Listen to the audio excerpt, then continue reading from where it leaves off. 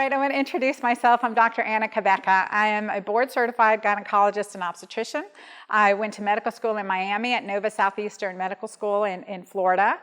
And I did my residency training at Emory University in Atlanta in gynecology and obstetric as an osteopathic physician. I was the only osteopath on the, one of very few osteopaths in the entire 700-person residency system at Emory. So it gave me another perspective. And the perspective was, what can I do as an osteopath that I don't know how to do as an allopath? So that understanding of what's the holistic way that we can address the patient. So I definitely terrorized my junior residents, et cetera, as I challenged them. And then I also recognized early on getting into practice is that my toolbox, my doctor's bag, wasn't big enough to treat the patients I was seeing. So I then board certified in anti-aging and regenerative medicine, and then I board certified in integrative medicine. So I've triple board certified, and I still don't know everything. So I'm still continuing to learn. So I'm with all of you in this process of discovery, because the human body is just amazing. Don't you see that? It's just amazing. And our capacity to heal just hasn't even been touched yet. So we're going to get started today, and we're going to talk about how it's very specific in how we are unique as women, and what do we know now that can really help us, and especially as this movement of keto comes into play and how it affects our hormones.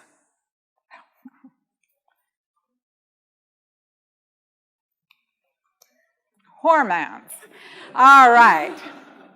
So there's many ways we can say hormones. We're like, hormones, hormones, hormones, because they've been scary. I mean, 2002, who was scared about hormones? Like, don't take hormones, they're going to give you breast cancer. I mean, what the heck, And it was this whole fear that drove our medical practice. And I was very fortunate to be already fully on the ground and understanding the research behind bioidentical hormones. I did research at Emory, and I also did research before I went to medical school. And so I actually had worked for Wyeth Ayers, the makers of Premature and Provera. So I knew some of the ins, and I was able to look at that research and understand that Provera is not progesterone. And that's a big difference. So we're going to talk about that, because our hormones are beautiful. And there's a symphony of hormones that we can use with creating a lifestyle of health to work to our advantage. So I'm going to teach you about that, because when our hormones are not healthy and happy, we don't feel good. So I have been every one of these. Daughters, do not answer. Do not comment. All right. So I have been every one of these. And I think it's really important to understand that when we're out of balance, we can experience these behaviors, these symptoms that are not in our head, right? They are absolutely not in our head. They are a result of physiology. And so many of you may be feeling this is what I hear from my groups. I run groups online. I don't run my clinical practice anymore, but I run a Magic Menopause group online, and it's live, and I'm blessed to work with women around the world in this way in my online programs. But this is what they tell me. This is how they feel, and women in my programs are in their mid-30s to mid-70s. So my oldest so far is 75, and my youngest so far is 33. So that's a big span of our world that are feeling out of whack, that are feeling imbalanced, that are struggling with hormones. And so if any of you have felt these things, you're in the right place, because I'm going to teach you how to balance these hormones and key hormones. Now, as a guy, and we want to age gracefully, right? So if we live to be 100, we want to feel energetic. We want to have family around us. And this is that big picture. Like, if we want to look at our goals for the future, where do we see ourselves 20, 40, 50 years from now? For me, I want to be with the love of my life, surrounded by my kids and their kids, in a community that I've loved and served and loves me in a philanthropic way, knowing that I've served my purpose. I'm just happy, joyful, and totally eccentric, with a big hat, big red lipstick, purple shoes. I mean, I want that. So as we age, it's important. And as a gynecologist, I would like to say that the most important hormones are progesterone, estrogen, testosterone, DHEA. But it's not so. I mean, we go back. Oops. What do I do? Oh, I gotcha. All right. So I would like to say that these are the hormones, but in fact, it's not true. And I'm going to talk about the 3 major hormones that we do have to use to get in control. Now, I use all of these hormones, prescription, not growth hormone, but I monitor it because I want us to age gracefully, and that's really important. Obviously, our hormones decline as we age, and this is kind of what it looks like. So we talk about estrogen, progesterone, and testosterone in our gynecologic worlds for most of our career. And that's what I understood. So we know that in our mid-30s, we start to see a very steep decline in progesterone. But typically, what's addressed? Estrogen. So this decline in progesterone, when you come into my office in your mid-30s and you're experiencing PMS, you're experiencing irritability, you tell me you hate your husband, but it's only 2 weeks out of the month. I know it's your hormones. I know it's your hormones, not your husband. Maybe he's contributing, but it's mostly your hormones, right? So when you're in that state of estrogen dominance, progesterone decline, you feel irritable, you feel PMSy, you get headaches, you get bloating, you get weight gain, you're starting to experience bone loss and brain fog. And kids take advantage of you that way. I keep looking in the back. My daughters, let me introduce you right off. These are my daughters, Amira, Amanda, and Brittany. 3 of my 4. So yeah, they know exactly what I'm talking about. And so it's important to get that balance of hormones pretty quickly. But that also symptomatically is ovarian cyst, mid-cycle spotting, irregular periods, cramping, breast cysts, breast tenderness, and the list goes on, right? And then when you come into the gynecologic office, what happens? Oh man, you're having some irritability, your periods are a little irregular, let me give you some birth control pills. We'll just knock this out. Well, then you come back and you're like, oh, I'm still having really big PMS, really hating my husband, my kids, these 2 weeks out of the month. So I'm like, okay, I know what you need. Here's some Prozac, right? So let me give you that. And then you come back and you're like, I'm still having problems. Like, hey, I got it. I'm going to take you to surgery. I'm going to fix the uterus. Since you're over age 35, I'm going to take out your ovaries while I'm there, and we'll just give you estrogen and you'll be great. And so then what happened? Then you come back and you're saying, I'm still having a low sex drive. I really don't feel good. I'm like, well, hey, I've done all I can. Here's the psychiatrist and divorce attorney. Right? Modern medicine. So what did I learn? I learned early on that if I use bioidentical hormones, because again, I came from Emory, right, Ivory Tower, and I started practicing in a shrimping village in southeast Georgia called McIntosh County. It's where the shrimpers are, and I had to learn very economic and effective ways to treat my patients and keep them out of surgery they can't afford, keep them off drugs they can't afford. And again, I'm an osteopath too, so I'm trained in that holistic, but more so than that, part of my story stems back from my mom early on. When she was my age now, at 52, she underwent her first cardiac bypass surgery. 52, diabetic already for 15 years and just progressed down. She died at 67 years old, way too young, undergoing a second surgery, had complete organ failure and never made it off the table. So I was in residency at that time. That made me look, what was it that killed her? Was it the heart disease? No, it was the 3, I call it the devil's pitchfork. It was inflammation, hormone imbalance, and adrenal dysregulation, okay? Those 3 things, but we get to that, we heal that through what I'm going to talk to you about today. So we know our hormones decline, and when I started using more of my integrative approach, using bioidentical progesterone, detoxing my patients through modified elimination diet and liver support and holistic nutrients, I went from doing 2 to 3 surgeries a week to 2 to 3 a year. 2 to 3 a year. And so my practice had the lowest breast cancer diagnosis in the entire county. We have a very high rate of breast cancer. All those things went completely down, and that was really powerful. So this is possible. It's not good for business, but all right. So that's another. DHEA, very powerful hormone in men and women, all starts to decline in our mid-20s. What was God thinking? I mean, really, we need this hormone. And the more stressed we get, the lower it gets. So add that into Perimenopause, menopause transition, 40s, 50s, teenagers going through their own menarche, right? And it's just not fun. So we want to definitely balance. So this is one of the hormones that I work with a lot. But understanding that it is key to balance the hormone. We have hundreds of hormones. So we have major controllers and minor controllers. So this, where I focused most of my career on, estrogen, progesterone, hundreds of thousands of dollars of medical education on, estrogen, progesterone, testosterone, DHEA, right? Those are minor players. Now, melatonin, vitamin D, pregnenolone, growth hormone, all of those are part of that process. I want to look at those and balance those.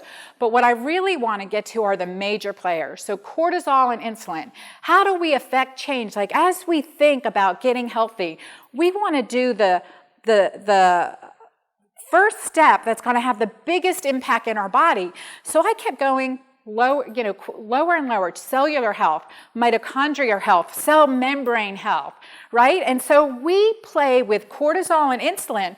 Oh my gosh, what a difference this makes. So you are becoming insulin sensitive getting on keto, unless you're doing it wrong, but we'll talk about that. So you'll become insulin sensitive with keto. We've got to modulate cortisol because we talk about adrenal fatigue. We talk about hormone disruption. We talk about sleeplessness. We talk about weight gain. We talk about leaky gut, leaky brain, leaky heart. That is cortisol as the key to unlock the gate to those membranes that are supposed to protect you. And hence you release antigens into the system. It's like having, when we think about cell membrane health, think about a good fence, not a wall, a good fence between neighbors, right? So a good fence or around your garden. You want to keep the animals out that are going to eat up your garden, etc. But you start to get nicks in that fence. You start to get breaks in the wall, and then and weeds start to come in, and you're not weeding the garden. You really don't have a good garden anymore. So we want healthy boundaries, healthy fences, and that comes down to the cell membrane. Addressing cortisol and insulin are really key to healing the cell membrane. And so the next biggest and my absolute favorite hormone is oxytocin. How many of you know what oxytocin is? About half. Excellent. Oxytocin is the love and connection hormone, the feel-good hormone. I always say the peace, love, granola hormone. You know, it's that loving connection hormone. It's that hormone we feel when we're in love. Right? It's the hormone we feel when we are holding our newborn baby, and that bonding, that words can never express it until you felt it yourself, right? It's that hormone. And let me tell you, in labor, when is oxytocin excreted? Sex, orgasm, hugging, kissing, playing, laughing, and in labor. And that's just by design, when we are contracting, when we're in labor, oxytocin is contracting our uterus. Well, that is all physiologically designed to then cement us to this child that is otherwise pretty annoying, right? But we're like, so cool. And but also what do we do as obstetricians? We give Pitocin during labor to increase that. And so we know it's relatively safe. But that would lead into some controversy in high-dose Pitocin and other discussions. But oxytocin naturally, it is free, and it decreases our appetite, it increases our longevity. Research at Berkeley shows it increases our muscle mass, even if we're over 70 and 80. So love, connection, feel good. That's what we want when we're 50, 60, 70, 80. I mean, we want it the entire portion of our life. This is the juice, right? This is the good stuff. So oxytocin, the love bonding, anti-aging, feel-good hormone, that is absolutely free. And the key thing is we want to have a balance. Now I'll share with you briefly my story. So these are pictures in this lovely small community. I share this with you. They do not would never put them up on a dating site or anything. But, so this is me, 80 pounds, 70 to 80 pounds heavier than I am now. And big significance, weight loss resistant, working, my medical practice, my clinic, being a busy mom, and just stressed out to the max, not sleeping ever, and hair loss, tremendous stress-related hair loss. Thyroid was perfect. Labs are actually optimal, not even normal, and stress-related hair loss. When we talk about hair loss, it's terrorizing, but I know how to fix it, and it's really important to understand where it's coming from. Again, cortisol driving some really strenuous processes. So that was my life for during this 39, and then I was diagnosed with premature ovarian failure at age 39. I was told I would never be able to have another child. And we were devastated, right? I was depressed. I know what it's like to wake up in the morning and not even, just start crying before I even open my eyes. So this was a really bad time. This is 11, 12 years ago now. 13 years ago now. So one thing that, I learned from traveling, from looking for answers, because my education, my medical system, my colleagues didn't have an answer for me. I wasn't getting it, and I wasn't going to take a drug. I wasn't going to numb my feelings. That just wasn't the path that I wanted to take. I had daughters to live for, and I wanted to be a good example of them when trauma hits us, to get up and keep moving forward. But not like this, right? That's surviving, that's not thriving. And I want my children, I want every one of you to thrive in your life. So I went through a tremendous journey in this process of healing and grieving and, again, understanding more than I ever wanted to about post-traumatic stress disorder in this journey to heal. And I love this quote by Aristotle. It says it all, really. The soul suffers when the body is diseased or traumatized, while the body suffers when the soul is ailing. We see that. We feel that. So working in controlling these two major hormones, cortisol and insulin, and the crowning, governing, mother-loving hormone, oxytocin, we can address all this. And I went through, going through, understanding this, healing myself. I had the positive benefits. My hair grew back. I lost over 80 pounds, and I was fertile again and had my daughter, Ava Marie, at age 42. So the child I was told I was never going to be able to have. And she's just a blessing to her sisters and to all of us. So it was important to understand the results of this trauma. So I was able to hit the physical part, right? But there was a part of the chronic stress, the chronic cortisol, the PTSD that kept driving its mark. People who have had this experience of adrenal burnout, or we call it burnout, that disconnection, this was never explained to me, and it's really not well explained anywhere. But when we have this, especially in the perimenopause and our protective neuropeptide progesterone's declining, we have this chronic, either chronic stress state that initially causes that high cortisol, and then your paraventricular nucleus suppresses that cortisol, and you're in this low cortisol state. You get what something called I call the cortisol oxytocin disconnect. So cortisol's low, oxytocin's low, and things you love to do, people you loved, you're no longer feel love for, you no longer feel connected with. I've had veterans tell me, he said he came home after his third tour in Iraq and his wife was breastfeeding, and he said, I knew I needed to be there, but I didn't feel love anymore. That is burnout. That is when that is a behavioral response to physiologic change. Physiology drives behavior. That is so important to understand. Resentment is lack of self-care. I just feel really compelled to tell that to you. That's something you should write down. Resentment is lack of self-care. So if you are feeling that in your life, your tank's empty. Cortisol's low, oxytocin's low, you're inflamed. You're not feeling good. So that cortisol oxytocin disconnect. And so started to figure that out, but my marriage didn't survive, and that was part of the trauma. I wish I knew then what I know now. And so when I hear people that aren't doing things they love to do, aren't enjoying work they love, aren't enjoying their family they love, that is physiology. We have to correct the physiology first before we make any other lifestyle decisions. So everything went pretty well until, again, I reversed menopause, right? And then age 49 hit. I'm like, menopause, again, how exciting. And 5 pounds started back on, 10 pounds, 20 pounds. Like, what the heck? I'm doing, nothing else has changed. Has anyone felt that? Like, wait, I'm not doing anything different. really, really, right? I get it. And it's that, again, that physiologic shift. I'm like, what the heck's going on? I knew I was missing something, right? Something was missing. And so it's important to understand. So I went back to the research. I'm like, well, I know keto diets are great. This is like now, 3-4 years ago.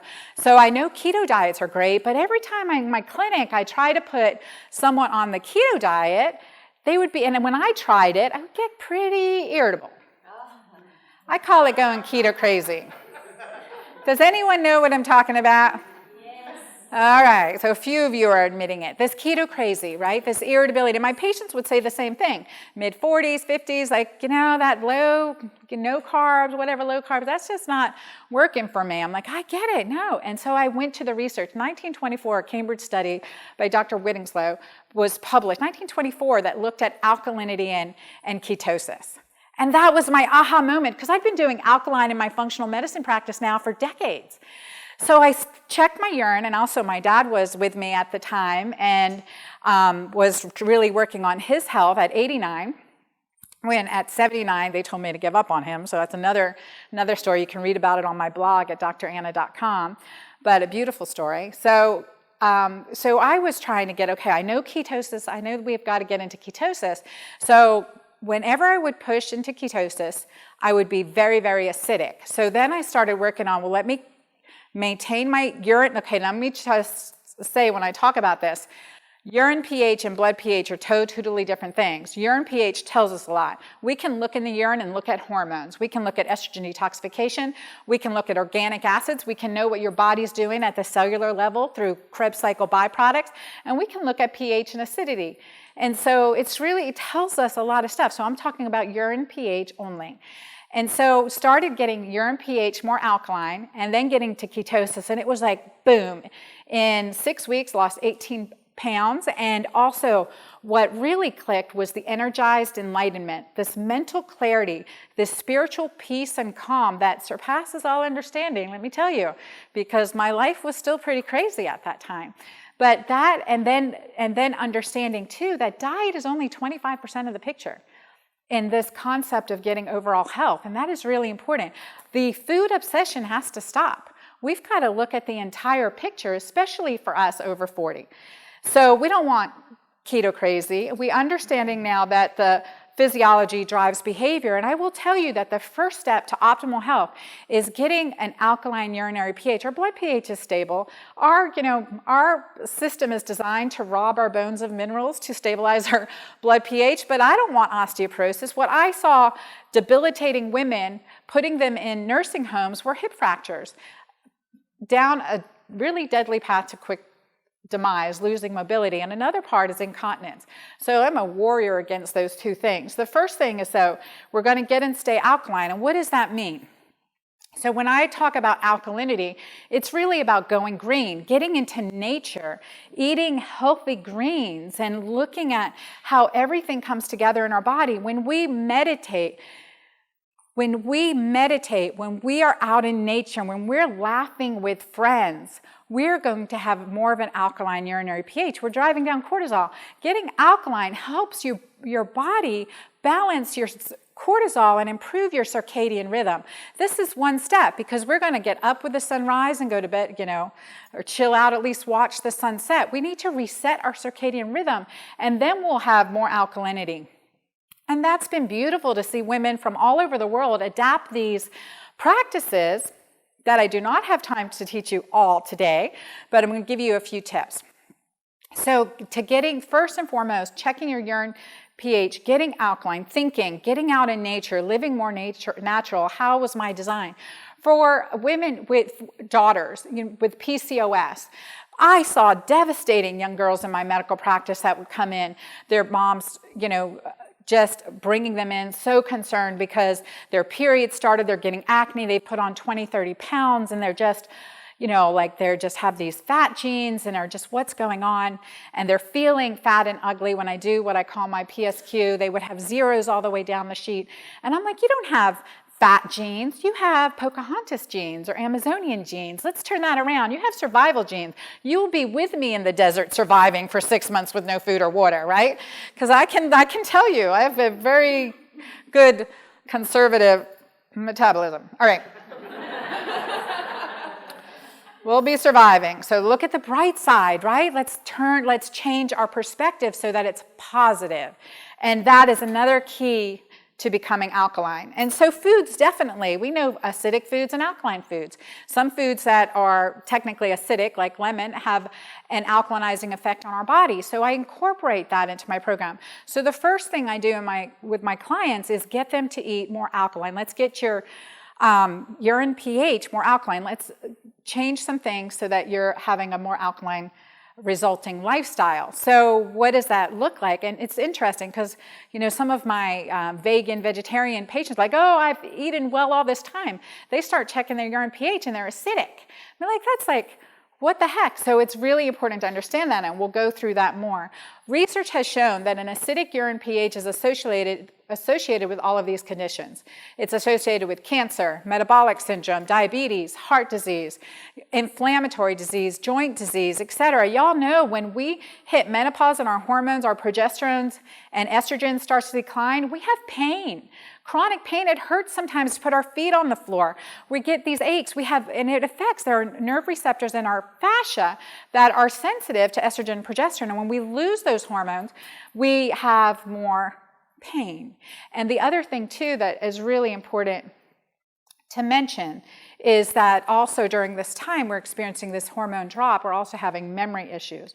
And I'll tie that together. Part of my program is bone broth, right? Alkalinizing minerals. What did the Inuits do?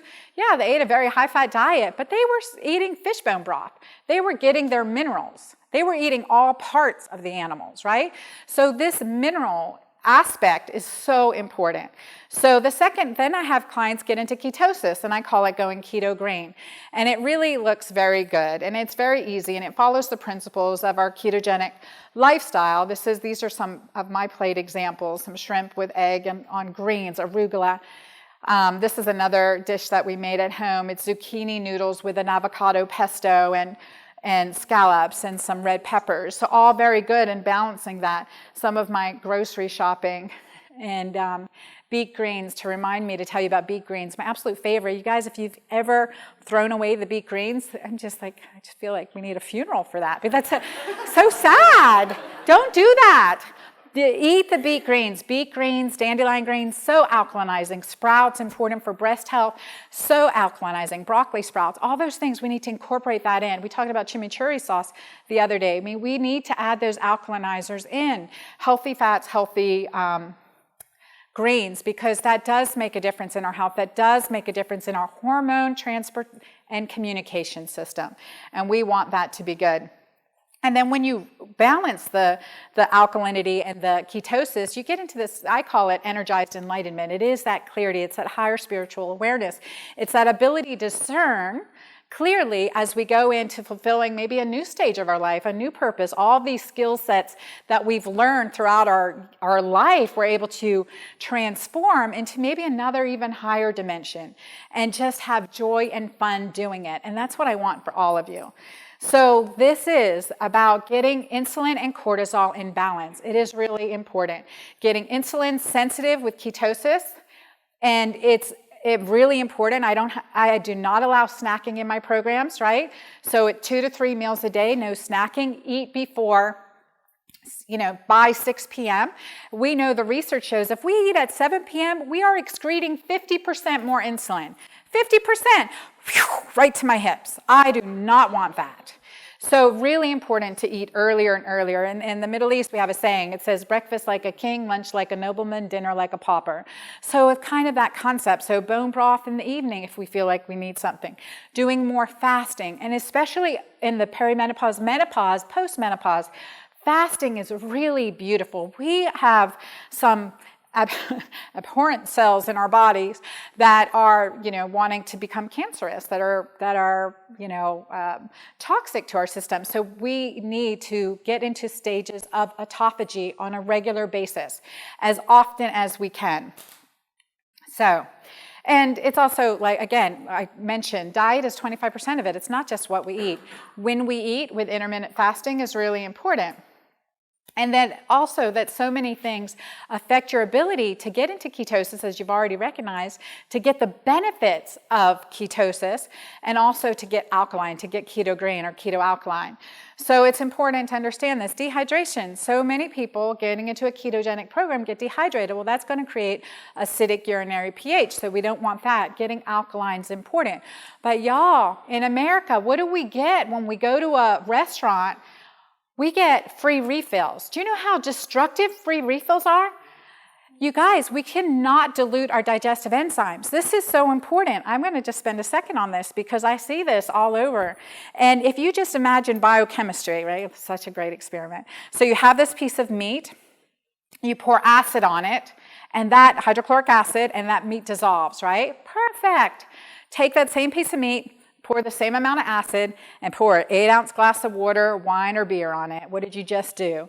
Dilute that digestive acid. It makes sense. So I have my clients stop drinking 20 minutes before their meal, chew their food till it dissolves in their mouth, right? That's where digestion starts, and then wait 1 to 2 hours after their meal. If you're eating a lot of red meat, you really need to wait 2 hours. Let your digestion work. And we talked about sleep. Well, I'm going to talk about that in a second. I'm jumping ahead. All right. So we'll talk about that again, but just understand that. Do not dilute your stomach acid. And as we get older, our stomach acid naturally declines, so we need to actually add acid back. Digestive enzymes, hydrochloric acid, but very inexpensively, chew your food, have some pickled ginger, have some bitter melon, different ways you can use some natural digestive aids to get that digestive enzymes going. So important. Stress. Does anyone have stress? Okay. Yeah. So when don't you have stress, right? So there's perceived stress, real stress, and it doesn't matter, right? It's the same response of our body. Post-traumatic stress, unless we heal that cycle, unless we stop that continuing automatic response. I've never had this happen. So, it doesn't matter. It's affecting our body, right? Causing problems, increasing our insulin resistance, increasing our aging. My gosh, right? That's just, it's not good. So we have to learn to control our stress. And I always go back to the biblical phrase of the peace that surpasses all understanding. And during my trauma, and really over the last 5 years, I've really sat with that. How do I get to that stage? So I do a lot of spiritual work. I do an Ignatian practice. And it is just 3 things I ask myself on a daily basis. Where did I see love today? You can say, where did I see God today? Where did I see love today? In the face of who was that, right? Where did I see love today? How could I have been more loving? And how could I have laughed at myself more? Or where could I have laughed more? And just that practice for me, just those 3 questions on a daily basis has transformed my ability to weather the storm, to be the eye of the storm or the ocean, not the waves, right? Not to be moved by all this stuff. This is another very important quote that you can quote me on. Write this down.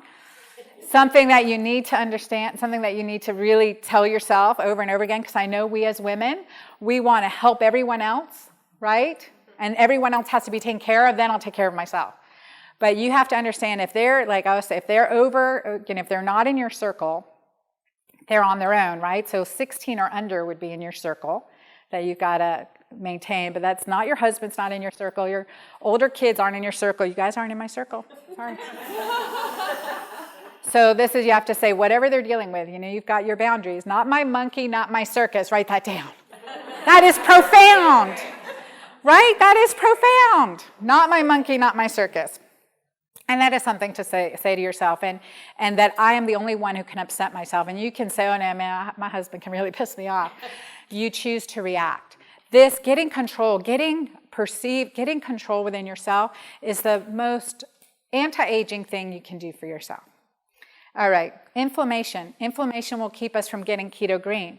And as we heal our body, as we heal our cell membrane, we'll naturally douse inflammation. I'll show you how quickly that can happen Food sensitivities, if you're not getting an alkaline urinary pH, if you're not seeing results, if you're not feeling great, you have food sensitivities. You've got to trigger that out. There's great food sensitivity tests, and you could, again, do the modified elimination diet and figure that out. Poor sleep, we talked about that. There are many reasons why we wake up in the middle of the night, especially in the menopause and postmenopause. One is the cortisol surge in the middle of the night. All of a sudden, you've been driving, you rest, your body's like, okay, take a deep breath. Okay, now I was called on to produce all this cortisol, and I can do it now, right? Your total circadian rhythm is screwed up. You have got to get out in nature, get sunrises, sunsets, get that mid 3 a.m., 4 a.m., y'all know what I'm talking about, right? Cortisol, we got to quiet that down. There's some supplements that we can do. Bioidentical progesterone at night, we can do. My Maca formulation is perfect for helping with that too. So adrenal adaptogens can help with that. But really, it's kind of that resetting. All of that makes a big difference. The other reason we get up in the middle of the night is to use the bathroom. Now that's a really big issue, and this is where intermittent fasting comes in, but I put a twist on it, and I'll share this with you because you guys understand the concepts of ketosis, intermittent fasting. And I just talked about the importance of letting your body digest with its digestive enzymes. So after your evening meal, and clients that are getting up in the middle of the night to urinate, I have them dry fast till breakfast or till the morning, because you don't need it. And give your body a chance to rest and digest overnight. Let your hydrochloric acid work up. You don't have to drink a tall glass of water in the evening or before bed. Get out of that habit. Just wait till the morning. And also that does speed up your process of autophagy and decrease your mTOR faster. So those are important things to do if you're getting up in the middle of the night. And I do that on a regular basis. And you say, oh my God, I'm going to die of thirst. Just breathe through it. You will not die of thirst. Trust me. It may feel like it, but you've got to master your mind. Medications. And so many times I've seen this where clients have trouble getting keto alkaline or keto green, and that's because of certain medications they're on. So it's important to look at that, not just the medication, but what is the medication doing? What does it need to do its job? It's depleting magnesium, it's depleting methylated B vitamins, it's depleting B6. So blue light and EMF, this has been touched on. This is so critically important to get off our cell phones, turn off our Wi-Fi. Girls do that for me at night, so thank you. All right, stop looking at your screens. And if you have to, blue light blocking glasses, blue light blocking screens for your computer. I use on my laptop a free app called Flux, F.lux. It gives you a red screen. So it actually turns on the red screen and sunset. So you have that natural F.lux. It's a free app. This is really big. Toxic emotions. So many times I see this. I hear, I'm doing absolutely everything right. Look, here's what I'm eating. Here's what I'm doing. And, I can't get alkaline. I can't lose weight. I'm feeling, I don't feel good. What's going on? Like, well, let's address the stress in your life. Let's address the emotions. Maybe there's some things that we've been holding on to, and I see this a lot in women. Maybe there's some self-talk that's been pretty negative towards us. So sometimes we're holding on to lack of forgiveness. Sometimes we're holding on to regret. Sometimes we're really just angry. Sometimes we're scared. Like, what's happening to my body? I am just fearful. I don't know what's going this next stage of my life. What if I lose my job? What if, right? You guys know what I'm talking about? So it's important to focus only on the positive. What we focus on expands, right? The more attention we put on our intentions will draw that magnification towards us. So, and for women, you guys, men do this. Men are better self-coaches than women. Women, you guys got to get that nasty bitch off your shoulder. I'm telling you. She has just got to stop. You get her off, right? So you wouldn't talk to your best friend that way. You wouldn't talk to your daughter that way. I might. But you wouldn't. So as your best friend's daughter, you would coach her positively. You would encourage her. You would let her know how beautiful, how precious, how awesome, how much potential she has, that she has all the gifts and potential to be anything she wants to be. It doesn't matter what her age is. Amen? I mean, do you guys hear that? You promise me you'll get that nasty bitch off her shoulders? Okay. All right, and it's important because our children learn from us too.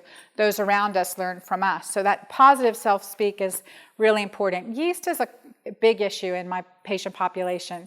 You know, sweet tea is a big issue in my patient population. So, you know, we see chronic yeast. We really definitely want to treat that aggressively. Skincare products, what we put on our body, it's estimated that we put over 130 chemicals before we ever leave the house in the morning. And so that has to stop. The toxic skincare products. Research has shown in umbilical cord blood, 287 chemicals in umbilical cord blood, the safest environment in the world. 287 chemicals, and that was based on a 2005 study. How much more is it now? So we have to clean up our toxic products. We have to choose well, and that makes a difference. With this epidemic of thyroid disease, what are we putting on our bodies that is affecting our thyroid? So consider that. Cleaning products, cleaning up the toxins in our environment is just huge. And then, of course, you know, sugars. You're eliminating that being keto. This is a picture not of your typical sugars, right? We would like to put up donuts and croissants and crepes, you know. But fructose is a sugar, and sadly to say. But do I eliminate fruit completely? No, but there's a place and a time for it, and a little bit goes a long way. So how do you know how you're doing? You have to test. I will say test, don't guess, right? This is really important, and that what gets measured gets managed. And so there are expensive ways to do it. I talked about the urine shows us so much important information that I want to know. I have spent thousands of dollars of testing. I've spent thousands of other people's dollars on testing, right? I love testing, but there's a really cheap way to do it. Urine pH strips. These are my strips that I created because I'm lazy. I wanted the ketone and the pH on the same strip, and to make my life easier. But you can get in the pharmacy. You have pH paper, and that has a different color scale than this one. But you want to wake up with a urinary pH of 7. Trust me. Do that for 2 weeks. What a difference your world will look like. What a difference you'll feel in your life. So that's really important. And then, certainly blood testing for ketones is the gold standard. That's important. I'm too cheap. I do blood testing every once in a while, but intermittently, like 3 to 5 times a day, checking my urine and my alkaline, what's going on with my ketones. It's a discovery process. It's eye-opening. My women in my Magic Menopause group love this. They may not love it, the first week or so, like I'm peeing on my fingers. What's going on? So just, get over that. Get over it. All right. So what can happen? So we can see an improvement in your blood work. This is one of my magic men. I've never met her in person. So her HSCRP, before she started working on the Keto Green program, this concept, was 32.7. So that's really, really high. I do HSCRP. There are 4 tests. I mentioned this in the panel. 4 tests you should all know on a regular basis your number. Your HSCRP or cardio-CRP, that's the highly sensitive C-reactive protein, your hemoglobin A1C, your vitamin D25 hydroxy, and your DHEAS. Very important. So just over a year, she went from 32.7 to 2, and she continues to work on this lifestyle. She lost over 40 pounds. She feels a tremendous amount better, and you can see her story on my website. So that's Debbie.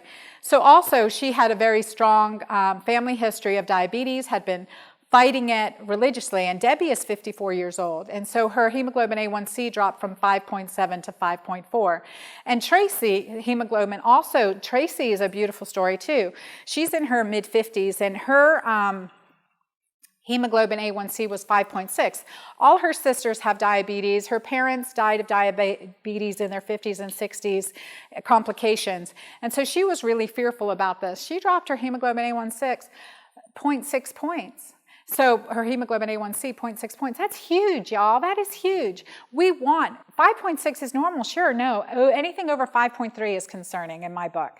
We know that it increases your risk of Alzheimer's exponentially over 5.3. So we really want to get it down below 5.3, below 5. I like to, 5 is nice, but 4.9 is an even better number. It's like, 89 is good, but 90 is great, right? Or 99, right? So anyway, that's a high achiever. All right, be a high achiever. Get your hemoglobin A1C below 5.3. That is so important. You can do it, and where she couldn't do it before. So, and the other thing that Tracy's told me and shared with us in our group was that when, she used to just come home from work, be on the couch, and just be exhausted. I mean, I know you can relate to that. And so she started getting on program, getting keto alkaline, understanding the principles, stop snacking, using intermittent fasting, getting alkaline. And she lives on a farm. She's had horses for years. She hadn't ridden in years. And so by, 2 months into, somewhere between 1 and 2 months into the program, she had started back up competitive horseback riding, gets professional lessons every week. And she says she knows this. She goes, when I come home and I don't feel like going out to my animals, I know that I'm off program and I need to get right back on, right? Physiology drives behavior. Physiology drives behavior. I understand why you don't want to do stuff that you love to do. Because your physiology is not there. You're inflamed. You're not feeling good.